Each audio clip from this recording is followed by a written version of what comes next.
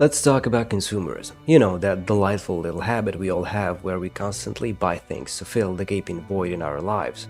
After all, nothing screams I've got my life together like 3 new scented candles and an avocado slicer you'll use exactly once before it becomes a sad reminder of your past optimism. We buy things we don't need with money we don't have to impress people we don't even like. Sound familiar? That's because we've all been there. I mean, who needs meaningful connections when you can have a machine vacuum your floors while you stare into the abyss? It's a typical Saturday, you wake up groggy, scroll through your phone and bam, there it is, that one targeted ad.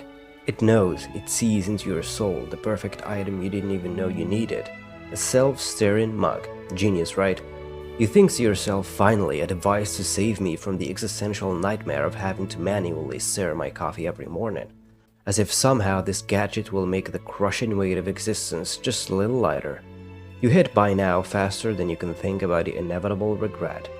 Alright, enough about mugs, let's get into the real psychological science behind this madness. Why do we keep buying things? It's all about dopamine, our brain's way of tricking us into thinking buying that 6th pair of sneakers is the key to eternal happiness. You see, every time you buy something new, your brain gives you a little dopamine hit, making you feel all warm and fuzzy inside like, yes, this avocado slicer is the answer to all my problems. Take those limited time offers for instance, only 3 left in stock. Your brain reads this and panics. If I don't buy this right now, I'll never have the chance again. So you click add to cart and wait for the void to be filled. It's not that we even want the thing, we just can't bear the thought of not having it. It's like we're allergic to the idea of missing out, even when we're not sure what we're missing. This is status anxiety at play too. Everyone's flaunting their latest purchases and suddenly your life feels a little inadequate. You think, if I just had that thing, I'd finally have it all together. Yeah, you won't. And let's not forget about the choice overload. Ever been so overwhelmed by the sheer number of products that you buy something just to escape the paralysis? Yeah, that's real too. Your brain can't handle the buffet of options, so it throws in the towel and says, screw it, just buy the first thing you see and let's get out of here. This entire pursuit is but a dark revelry, a dance with illusions following the long toil of meaninglessness, the celebration of having grasped, however briefly, the fragile threads of significance.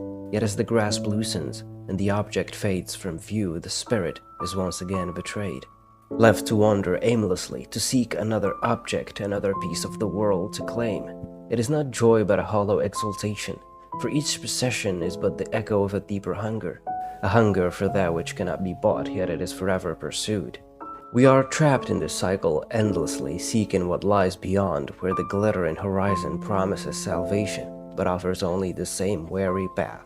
And so we reach again and again, drawn by the illusion that the next thing we hold in our hands will make us whole. But we remain fragmented, always yearning as the cycle repeats eternally, leaving us tethered not to the future we imagine but to the void we refuse to face. The 24-hour rule. It's easy to fall into the trap of immediate gratification when making purchases. Psychologists suggest that waiting 24 hours before committing to a purchase allows the initial emotional impulse to subside. In that time, what seemed essential in the heat of the moment often reveals itself as unnecessary. This method is a pause, a space to evaluate whether the object will truly enhance your life or simply become another piece of clutter. By giving yourself this buffer, you allow reason to surface over impulse. Consider the joy to clutter ratio. When contemplating a new item, it's essential to weigh its true value. Will it bring lasting joy or will it add to the ever-growing weight of possessions that demand space and attention? The joy to clutter ratio reminds us that every acquisition comes with a cost, not just financially but in terms of physical and mental space. It invites us to ask, does this object serve a purpose beyond fleeting satisfaction? Or will it become another relic of momentary desire, collecting dust among many others? In a world where buying is as effortless as a click, the barrier between need and want has all but disappeared. To reclaim a sense of intentionality, it helps to introduce friction into the process, disabling one-click purchases or creating rules that require more effort to acquire things.